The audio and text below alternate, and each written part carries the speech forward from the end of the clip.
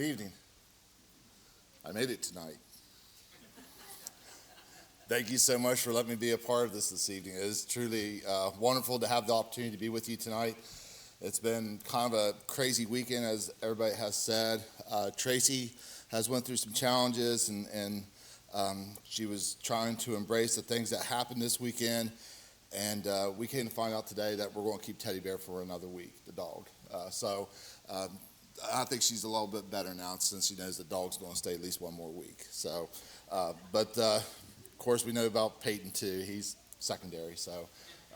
But thank you so much for your kind words and the things that you have said about my son and his new wife, and just pray for a good time while they're down there in Pigeon Forge and Gatlinburg, and ask them for a safe trip back, and ask them for a wonderful marriage for the rest of their lives. And that's the thing that I pray for above all, because while we have that heavenly hope and we can be secure about that, I want them to be happy. And it's great to have the representation from this congregation yesterday to be there.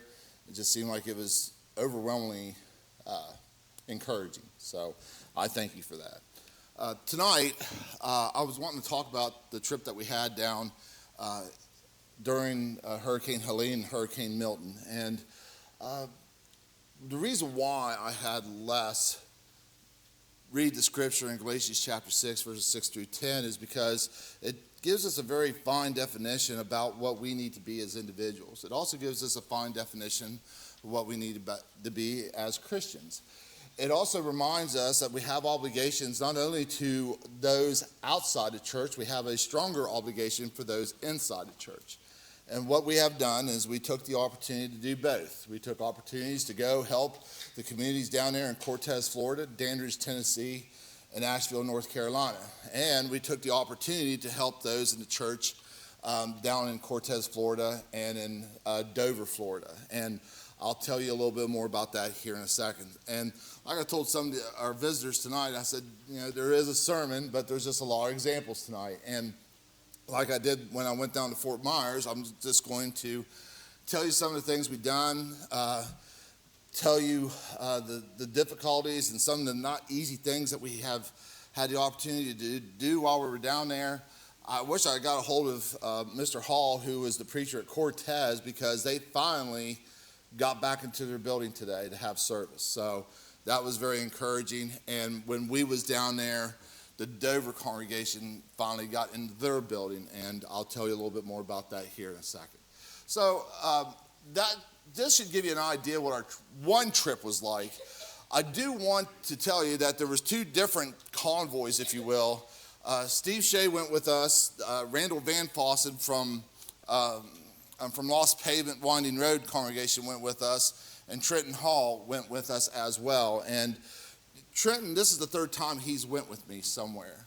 He was the first guy that went with me when I went to Alabama, and he went with me to Tennessee, and he went with me this time on this trip. And Trenton and I, that was our trip, if you will. We left Williamstown that morning. We stopped at Dandridge, Tennessee. Then we went to Asheville, North Carolina, and stayed the night, and then we went on down to Dover, Florida, and Cortez, Florida. Steve and Randall drove a U-Haul, and Steve followed behind. And they went from my place in Williamstown to South Carolina, because the deal we had with U-Haul, I've dealt with them before, and they was nice enough to give me a discount on my U-Haul. And in order to do that, we had to pick up a trailer in South Carolina and then take it on down to Florida. And that's what Steve and Randall did. And these are the guys that went with me. I couldn't ask for better individuals to go with me. This had to be the busiest trip I have ever had. And the reason being is because of all the needs that was needed to be met.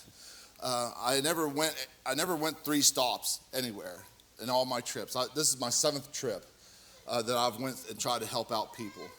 And it was challenging just because we went to more than one location. It was challenging because we were being active, helping out 2 congregations in particular, and a brother in Christ down there. And I'll tell you more about him here in a second as well. And it was funny that Steve went with me this time and not Dan. And Dan went with me last time to Fort Myers, and I told one of the brethren down there, I said, this guy might look a little bit familiar because it's Dan's brother. And, you know, I couldn't ask for a better group of guys to go with us. It was a very, like I said, it was one of the hardest trips I ever had just because it was so demanding from the time we got there to the time we left. This is the trailer I took. I had to rent a pickup truck because our expedition had some engine problems, so I had to rent a pickup truck, and I took a trailer. And like I said, Randall took a U-Haul, and unfortunately, I don't have a picture of what that U-Haul looked like in the back. But I could tell you what was in the back of that U-Haul. We had 3 bunks of drywall. We had a brother in Christ down home named Tom Fagan. He called me up and said, Jay, he says, I got 4 bunks of drywall in my building that you can have. And I said, okay. I said, how much do you want for them? He says, I don't want anything for them. So, and not only he helped me out taking 3 bunks down, he helped me find cheaper metal to get. When I priced metal, it was pretty expensive.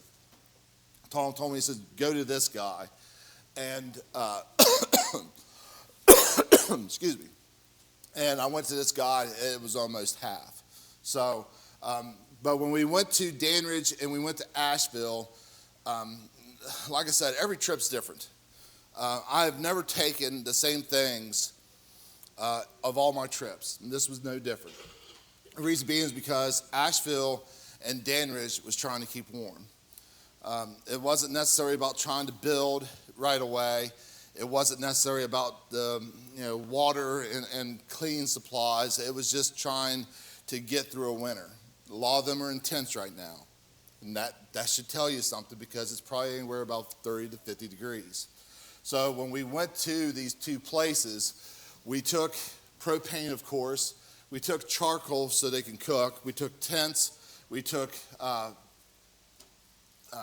sleeping blankets that were 33 degrees. Believe it or not, there's a difference between sleeping bags because there's a 50 degree and there's a 30 degree. And they were looking for the 30 degree because that was the one that was going to keep them warm. They was looking for tents. They was also looking for carbon monoxide smoke detectors.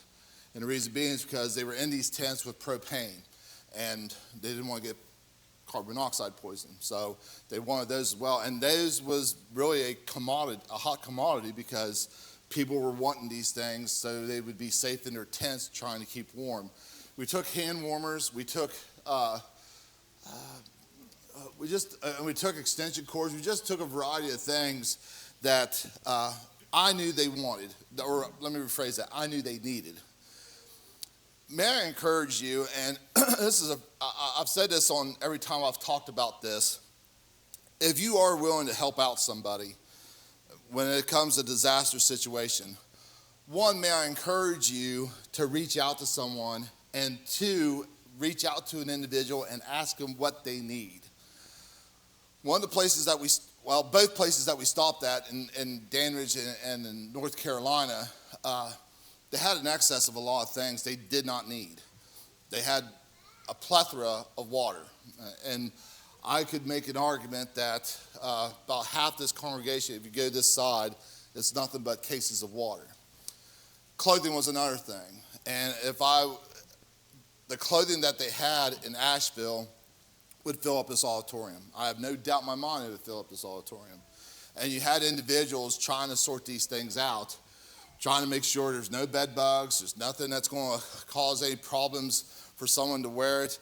And sometimes people just kind of clean out their closets and just gave stuff and didn't know if they really needed it or not. So we did take clothes, but we took clothes with tags on them. And the reason being is if somebody was not going to use it, they could take it back.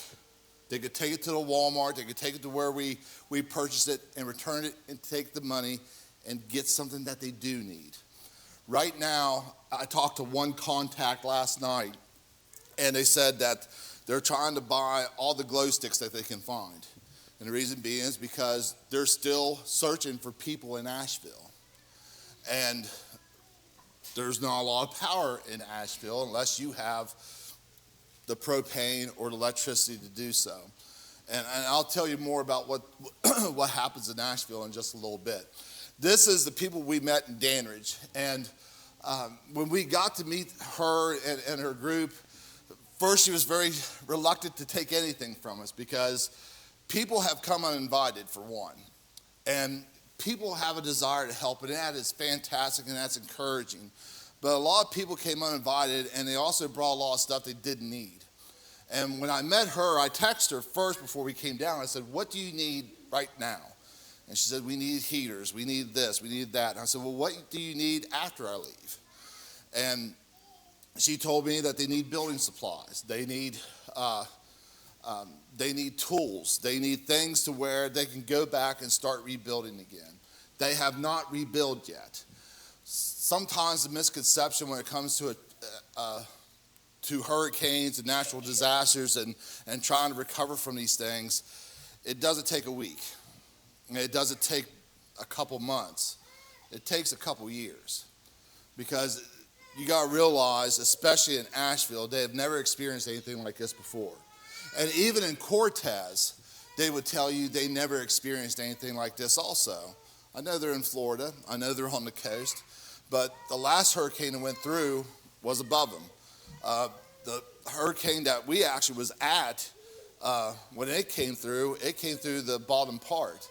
So when it hit Cortez, one hurricane came up through the place, and then another came across, Hurricane Milton. And one guy told me, he said it was like Hurricane Helene flooded us out, Hurricane Milton blew off our roofs. And that should give you an idea how rough that was. This is Asheville, and a lot of the things that you'll see in Asheville is just like this. There's a lot of dirt everywhere. There's a lot of debris everywhere, and this picture doesn't really do it justice. But that's half a hillside now. That's how powerful the water was. We always talk about the flood that Noah experienced and the things that went through, and think about how powerful that was. And this should give you an idea how powerful water can be. And it just wiped out this hillside. And Trenton even pointed out, he said, there's a church off to the side here, and I mean, it's just inches away from being destroyed itself. And this also shows you kind of all the debris that goes through here. I always thought it was funny when my kids went with me. My son, Peyton, and my son, Carter, both went with me on trips. And when on our way down, they both said, he goes, well, I don't see what's so bad about this. I said, buckle up, because you will. And they did. You know when you're in a disaster area when you see stuff like this. And just like the needs, no disaster is the same either. Asheville, it was totally different from anything else I've seen. It's just because when the floods came in, the muddy waters came in and dried up, they didn't have rain for weeks. And I always compare it to the comic book, the Peanuts comic, Pigpen. If you remember him, every time he walked, there was dust coming behind him. That's what a lot of people in Asheville were doing. And it's not because they were dirty. It wasn't because they weren't cleaning themselves. It's because that's how dusty it was in Asheville. And it was just hard to even breathe through there because of all the dust. That's another area that we've seen with all the debris. That gives you another idea of some of the things in Asheville. And this area was kind of infamous. If you follow along in the news, some of these individuals would point out this is where they found a lot of people that died. They were trying to escape. They was trying to get out, and the floodwaters got them. Jason Schofield from Cornerstone Church of Christ over in the Dayton area, he was telling us about how they point out where there was another truck a little ways down from this that they found individuals that passed because they was trying to escape from the waters. The reason why I put this picture up here is because this used to have a foundation. It does not have a foundation now. And when I saw this building, I tried to look where the foundation used to be. I couldn't find it. And that shows you another idea how powerful the waters are. I got a pointer here. Right here where there's a sticker on that window, they had two different kinds of stickers on these windows. There was a yellow one and there was a red one. The yellow one said that you could go in and you could do what you need to fix everything up. The other one was condemned, and you had to get kind of like special permission to go in and work on anything because it was dangerous to go in there. So it was not livable, so they couldn't live in there either. But that's why when we went to Asheville, they was asking for pry bars, they was asking for sledgehammers, they were asking for like power tools so they could do a power tool rental. And what that was is they could get power tools in and rent them out to people, and when they were done with them, they would get it back and give it to someone else. And I relayed to Cornerstone. I said, we went to the same place, and I told them, I said, if you go down there, bring some power tools. And they had, when we gave them propane and generators and things of that nature, it was under a lockbox. And it was because people were looting. And I've experienced that every place I've went. That people would try to loot. And this is kind of the unfortunate situation that you see down here. And that gives you another idea how bad the roads are. When the hurricane hit here, there was 120 roads that were completely damaged. And some of you may have heard about Interstate 41 and Interstate 26. Interstate 41 will not be opened again until next December, if I'm not mistaken. They're hoping 26 will be open by the end of this year. And I don't think we understand how the severity is to have a major interstate completely destroyed and nobody can't go through it. If you looked at that little map that we did, we kind of had a fish hook into Asheville. And it's because we couldn't go on 26 and we couldn't go on 41. And that should show you how dangerous this is and how the roads are all dirt roads now. They're working so hard trying to get main roads open and be drivable. It's not about pavement. It's not about trying to make it look nice. They want people to get from point A to point B. And when we went down there was a road that was, and maybe you've heard about it on the news, there was a road that they were not able to get to a certain place, and miners from West Virginia went down and helped try to open that road back up, and they did. So that should tell you also, too, how bad the roads were as well. This is the place that we went to drop off our supplies. And this was the best way that I could compare this to is probably a refugee camp.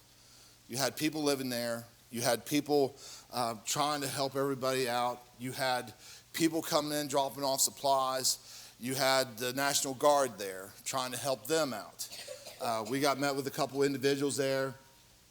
They told us where to put what, and once again, they had an excess of a lot of things they didn't really need, like water, like clothes.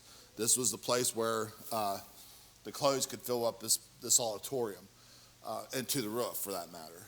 And they had a lot of things that they didn't need, but there was a lot of things they told us, here's what we do need. So if you want information on trying to help these individuals out, let me know after services or send me a message, and I'll give you a link or a connection to someone in Dandridge, and I can give you one in Asheville that you could reach out to. And like I said, ask them what they need. Don't just go to your cupboards and get all your food out, and don't go to your closet and clean out everything. There's a lot of things that are more pressing right now than food and clothing. They're trying to go back to their homes. They're trying to go back to normal, and they haven't been normal for about 2 months now. So just keep that in mind. This is the Iglesia de Cristo, the Church of Christ in Dover, Florida. And this is one of the congregations we helped out. And I want to be clear, we had individual funds to do individual things, and we had church funds to do church things. And somebody asked me after I did a presentation, he goes, "Could you explain that sometime in a sermon?" And I said, "Yeah, I could do that, and I could do that here as well." Because, brethren, we do have a responsibility with our church funds to do things for brethren. We also have an individual responsibility to do things for individuals, and we do keep that separate. And there is a reason why we keep that separate, is because we have scriptural authority to do so. And once again, we will explain that later on, what our obligations are. But if you want to know what this congregation helped out on my trip, and they used church funds to do things for these congregations. And if you wanted to know what we put that money to, Harold's got the receipts. That's what we did. And one of them was the roof for this congregation. Another one was for the drywall materials for the Cortez congregation. And I can remember Randall saying, he goes, I wish I had more time to be at Cortez. And it's just because there was a lot of things that still need to be done at Cortez, and we just didn't have the time to do it. We went down there for 7 days, and we still didn't get what we wanted done. And this is the building. And I know some congregations, and maybe some listen on the video tonight, and they want to know how to help out our brethren. This is one place I would encourage you to send your funds to. If you are a congregation that's trying to help brethren out. This building is probably older than half this congregation here, age-wise. It's back in 1951. And this used to be an English-speaking congregation, and then when the English-speaking brethren kind of either passed away or they moved to other places, it became very dominantly Spanish-speaking. And they had this congregation, and we heard about it just through whispers. Said, hey, they got a hole in their roof. They're trying to fix it. Could you help them out? So we went down there, and we tried to help them out. And that's the tree. Trenton wanted to take a picture of the tree. He says, I want to count the rings on it. And I was like, oh, Trenton. So, but he wanted to count the rings on the tree. And so we took a picture. And that picture doesn't do it justice because it is way bigger than what that picture leads to be. There's the side of the congregation where it got tore off. We had to buy a front beam for it. We had to buy one of the other beams up top because it got damaged. And of course, we bought the metal for it. And we had to buy the beams down there because we couldn't find the beams up here. Like I said, it's an older building. And really the ones that had the resources for it was this one particular place. I think it was a little bit above Dover. And in order to get the beams, it cost more to ship the beams than it did to buy them. And it's just because they were over 22 feet long. So that's what the building looked like when we showed up. They was not in the building at the time that we got there. The first time they was able to be in the building was the Sunday that we were there. And we got to spend time with the brethren there. And there's the beam that was damaged, and we had to buy 2 beams and then bolt them together. And it seemed like, I don't know about you, Steve, but it seemed like it took forever to get those things together. And that was a 5-person job. It was us 4 and Humberto Palacios was the preacher's name, and he helped us out too to try to get this done. This is the Cortez Church of Christ, and this is the one that's in Cortez, Florida, and this is the outside of the building. There used to be a roof right there, and it got torn down. And I think Steve was the one that said, hey, I'll cut this down for you. That way you can walk across. And they had just a hard time because they got flooded, and they had to cut everything for about 2 inches up. And there used to be insulation back behind the walls there. So we had to go buy insulation board so it wouldn't collect moisture back behind the drywall. And there's their auditorium. And I think I told some of you guys tonight, they finally went back to their building, inside their building today. They had the doors replaced, they had their drywall replaced, they had insulation brought in, and we brought the materials to put in the drywall. There's the doors and the mud, and we brought them a vanity as well. This is one of the kids' rooms that also had the sound system in. And this is another child's room as well. And what we did to help them out, all that, the wiring for those receptacles was all bare wire. It wasn't jacketed like you see 12-2 wire. So we bought new wire, and we replaced the wire with jacketed wire, and we put the receptacles inside the drywall, and we cleaned that all up. That's the back behind the pulpit there. There's 2 rooms back there. There's one classroom and then another one that's kind of a utility room. And then there's Steve and me. We're putting foam board back behind the walls. And there's where we put the mud on the drywall and had it installed. This is back at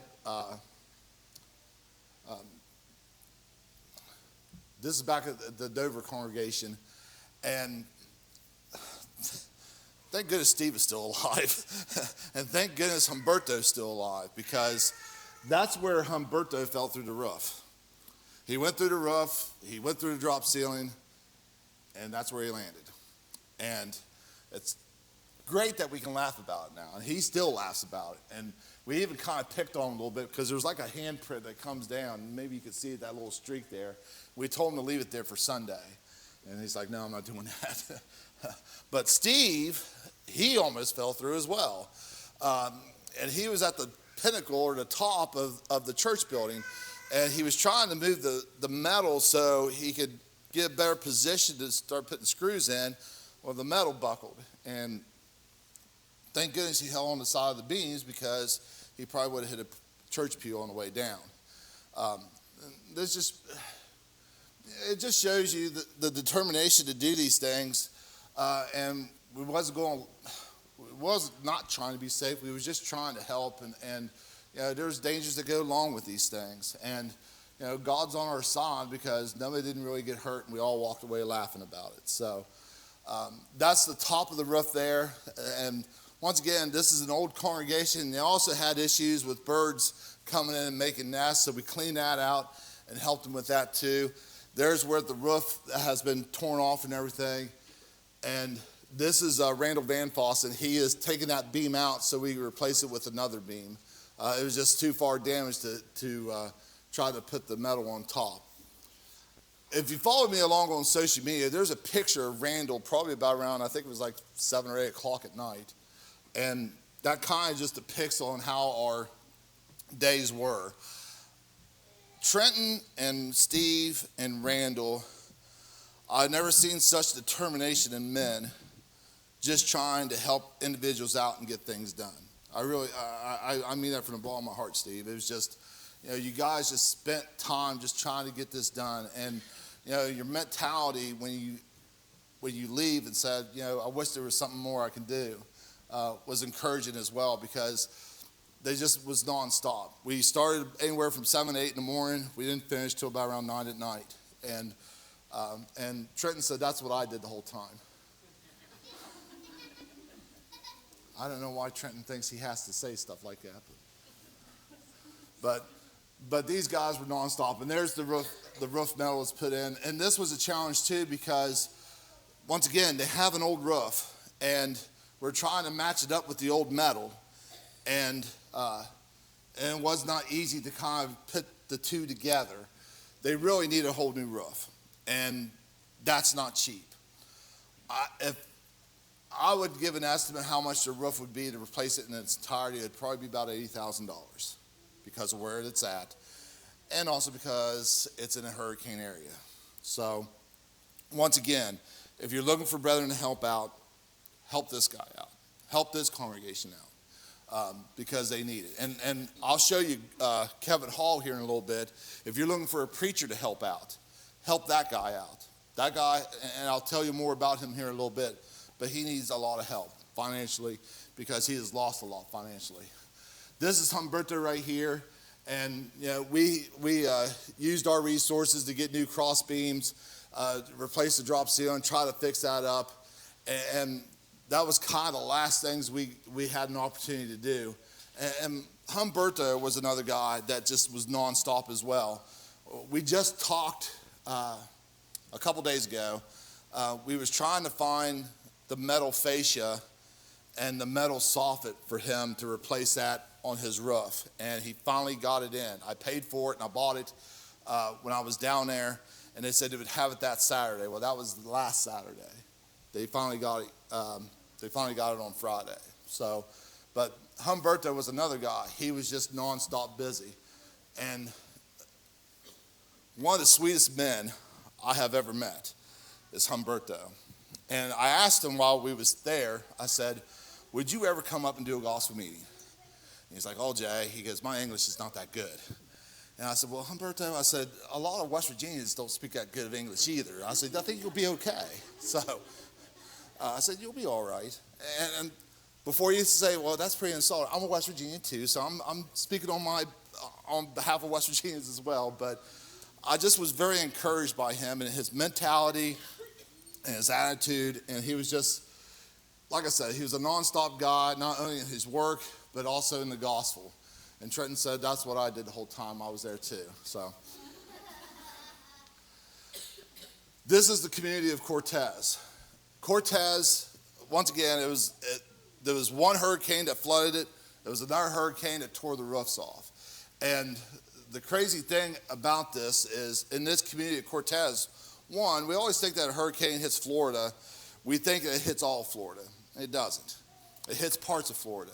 And sometimes, as I experienced hurricanes and tornadoes, you could go to one side and you could see a house totally fine. And you could only go like 15 yards over this way, and it's leveled. It's destroyed. And that's how hurricanes work. One place may be fine, and it could be only feet away where something has been leveled out. And Cortez was was in the crosshairs of both hurricanes. And this is an older community. And what we found constantly when we went and gave out stuff in this community was the building restrictions are so severe that they're talking about going home. They're talking about leaving Florida. We had one guy stopped at the Cortez Church of Christ building, and he asked, he goes, would you be able to help me move back to Pittsburgh? He says, it's just so hard to live down here now. And it's not necessarily because of the hurricanes. It's the opportunity to try to rebuild again, because they have put different codes in where it was totally different when they first moved in. And I'll give you an idea here in just a little bit how the codes have changed. This is another area of Cortez. We took 5 dehumidifiers down. This is individual money now. We took 5 dehumidifiers down to give the people in Cortez, and they were gone within a half hour. And it's just because everybody was looking for this. They was looking for stuff to clean. One of the more demanding things in Florida was laundry detergent. And we took a bunch of laundry detergent down there because people were trying to clean their clothes.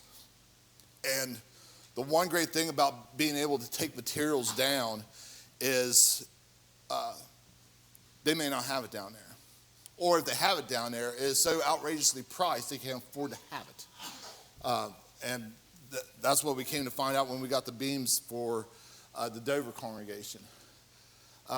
This was an individual we really met off the top when we went down to Cortez. And he was very interesting, and he even knew some of the people in Marietta, Ohio, where it's close to where I live. And we talked there a little bit. He was telling us about all these building codes. He was living in this right here, this little Winnebago, because his house was uninhabitable. And it's because there's mold in there. And you understand that if you have mold in your house, you can't live in it.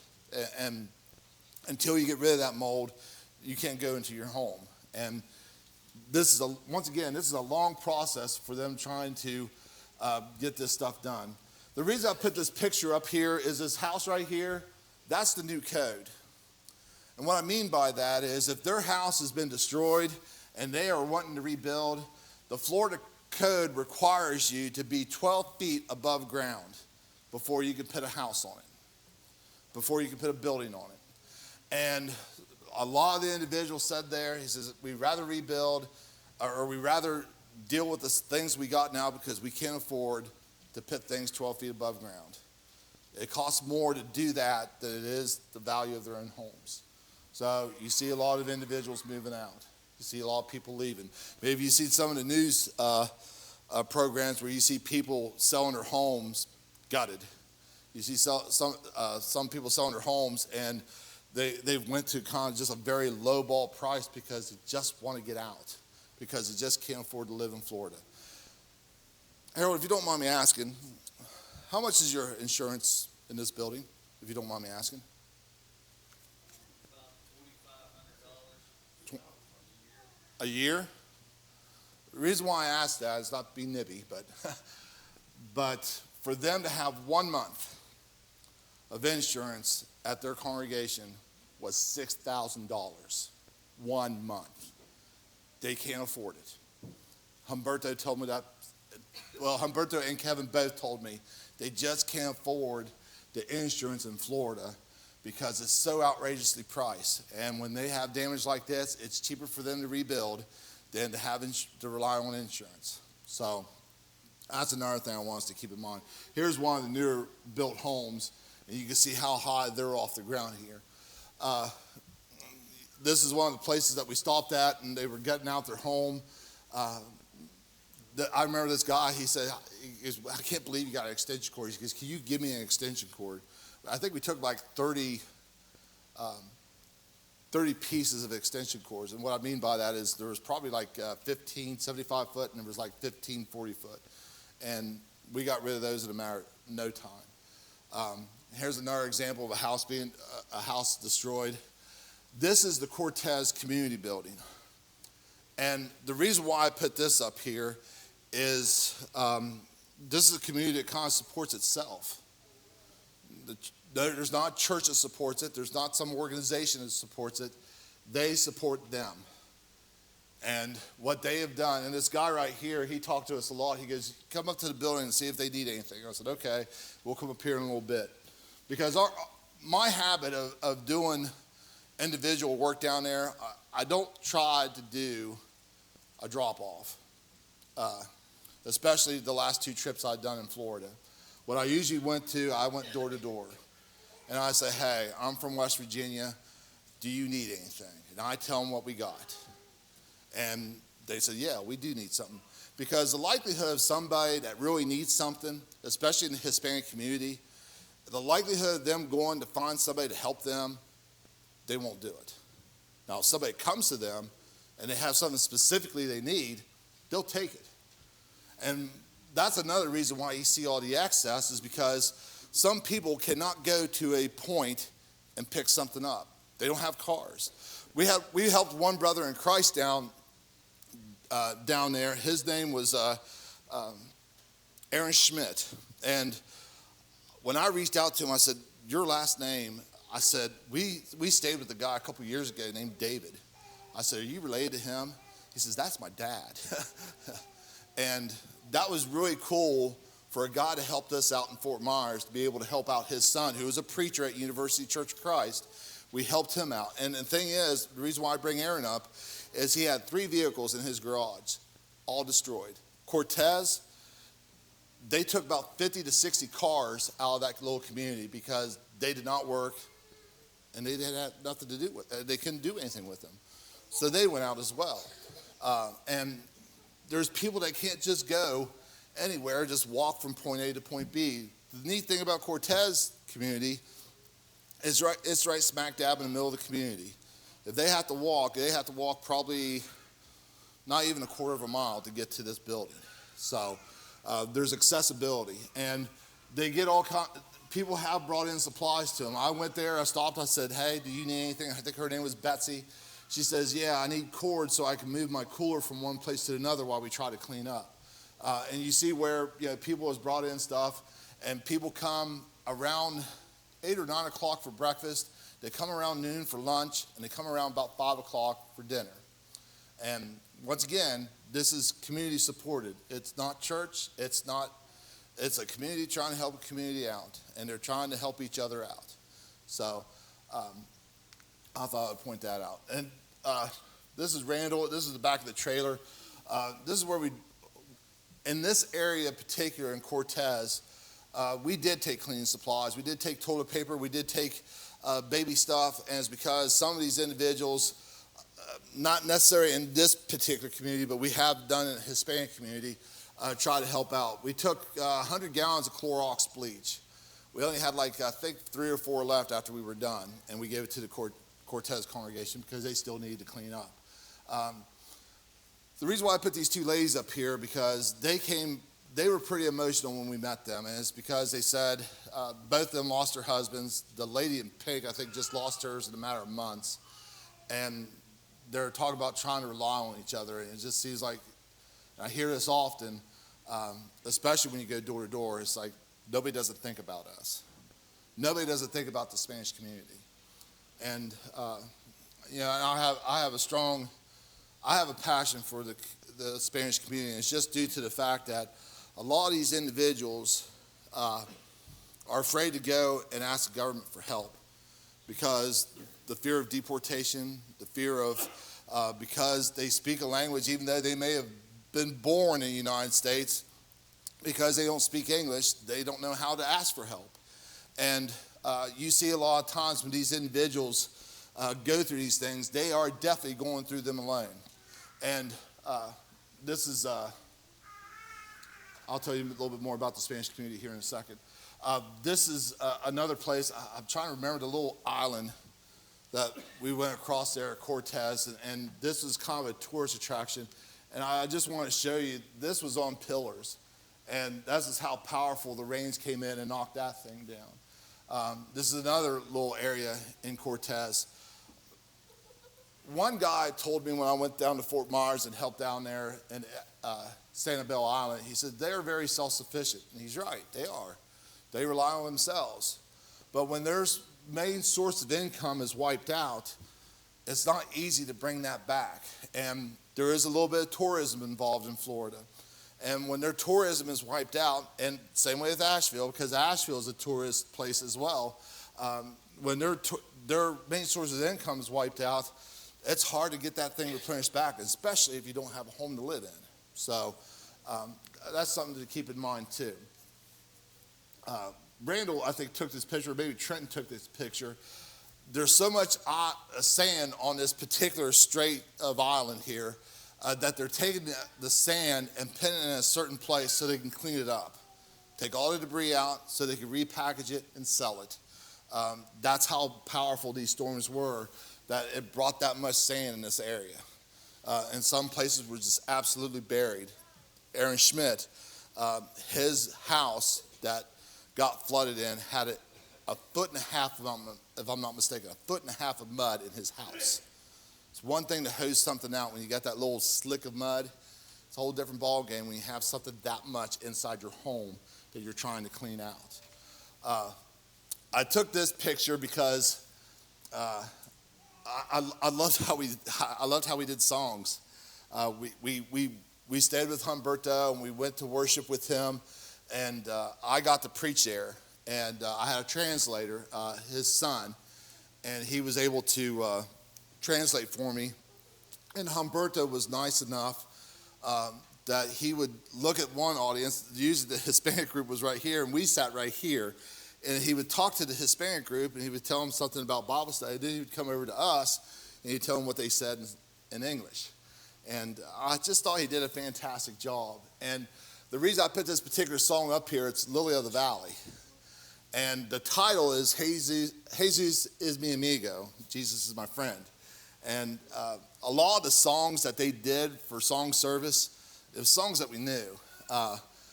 He did Jesus Saves. And I remember, we could follow along as long as we can know what the words were, because we knew the lyrics. We knew how the song went. And that was pretty neat. This is Humberto here. He was showing pictures of some of the things that's happened at the building. This is the Hispanic community, and this was full, and we are on the last parts of some of the items that we had. Steve, was you with us on this? No? I knew Steve had to come back, and don't sell Steve short. It was just crazy that guy on his week off, because he was on shift work, right? He was on shift work, and you set it up to where you can go down on Monday, help us that whole week, and come home on Friday. And you even got a chance to see your boys. And it was just crazy that he was willing to kind of cram that in there. And, don't forget when you walk out the doors, tell Steve thanks, because he did a lot. Randall did a lot, and Trenton did a lot, and I didn't do anything. So, but one of the things I want to point out here in the Spanish community is there was a lot of people that would come up. For one example, there was a lady that came up, and we tried to be kind of nice and give them one or two things. But there were some people that would come up to get 4 or 5 things. And it wasn't they were being selfish to a certain extent. They were not looking out just for them. They was looking out for the sister, for the brother, for the mom, for the grandma, who was going through these same things, and they was looking out for them too, because they won't go down there and try to help out this area.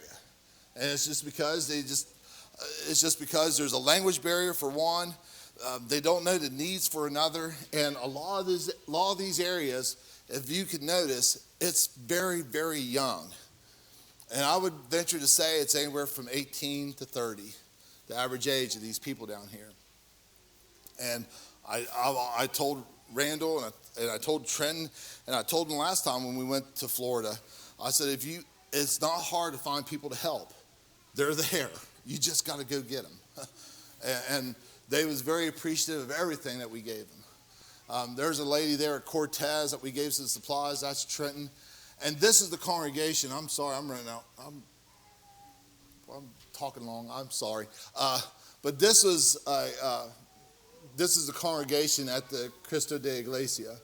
And this is Humberto and his wife and his daughter. And that was his son. That was our translator. One of the crazy things I failed to mention about Humberto is he comes and gets this guy to go to church. And she comes and gets this gal, Gia, to come to church. They take a 45-minute drive one way to go pick somebody up.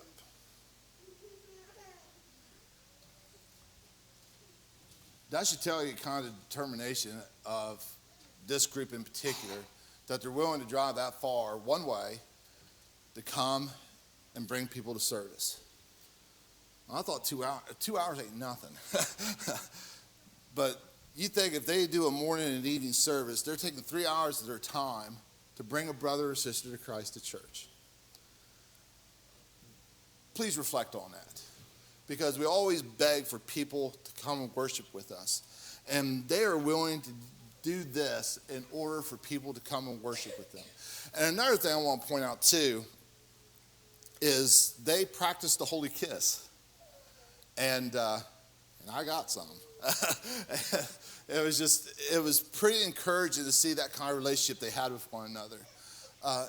And we talked about this before, and however you feel on it is fine with me. But I do look how great of a relationship that they had, that they're comfortable enough, all of them, to go to one another and kiss each side of the cheek and ask them how they did.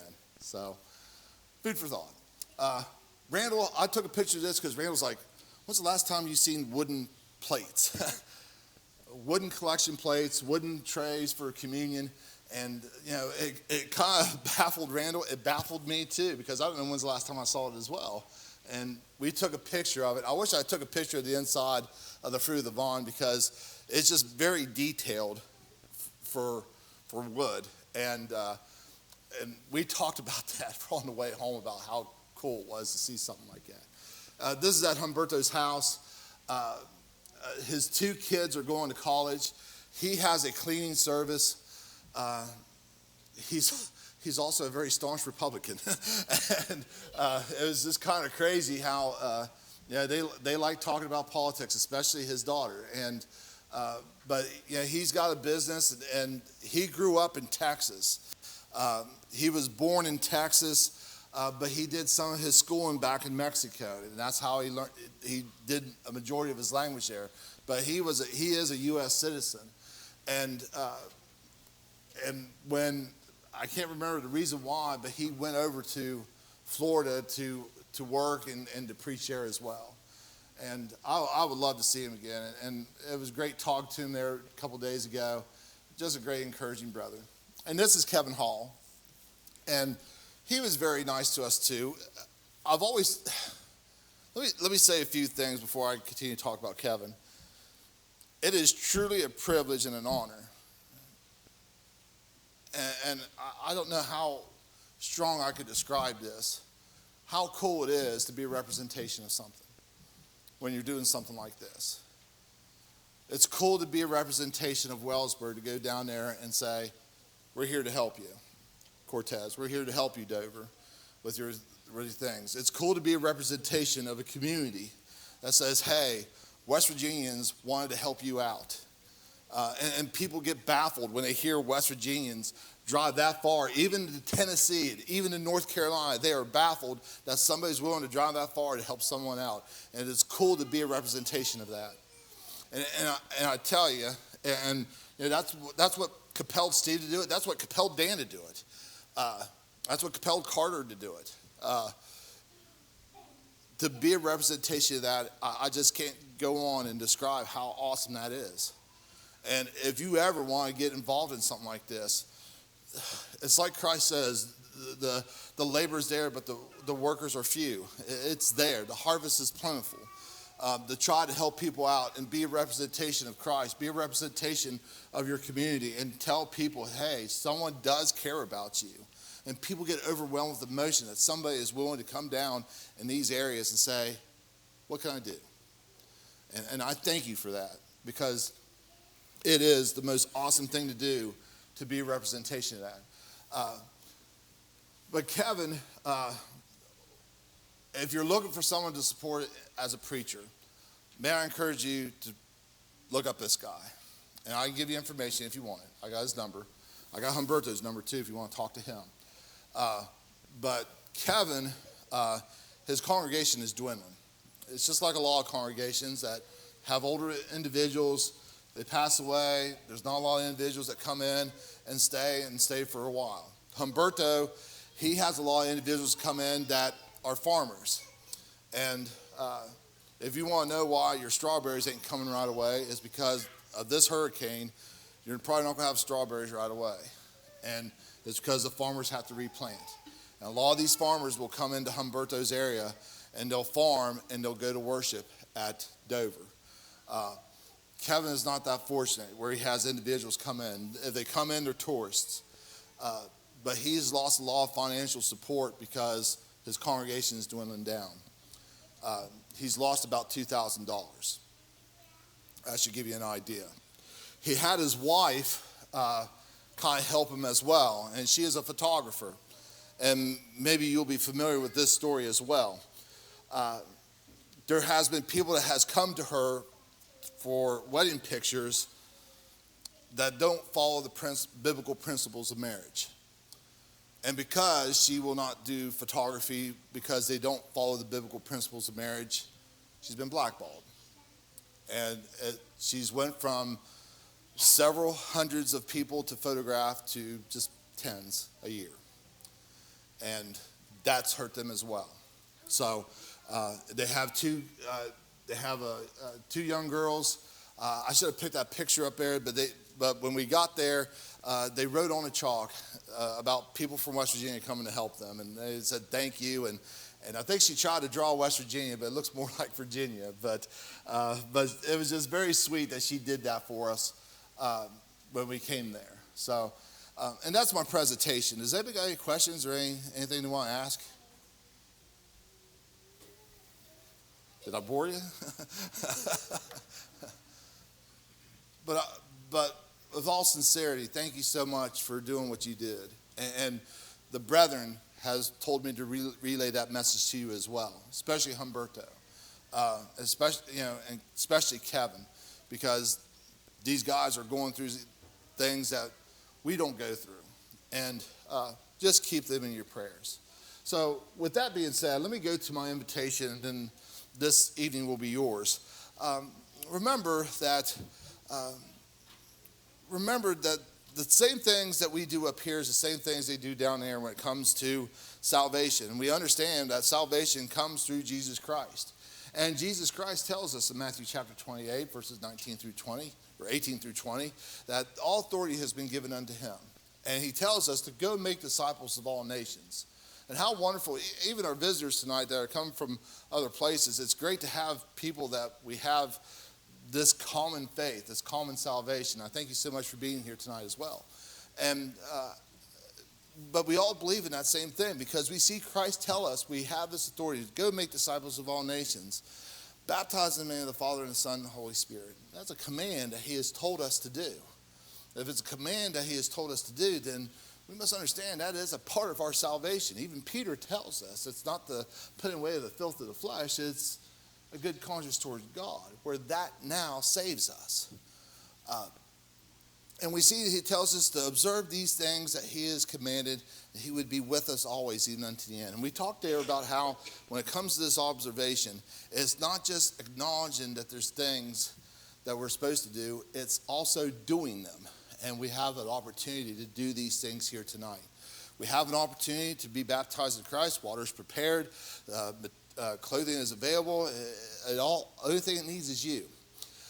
There's an opportunity to repent as well. And with all the disasters that we have been around, I always think about when it comes to repentance, where Jesus tells us about how disastrous it is, even more disastrous than what happened at the Tower of Siloam, or how more disastrous it is when it came to Pilate killing people because they didn't want to do the things the Roman government wanted to do.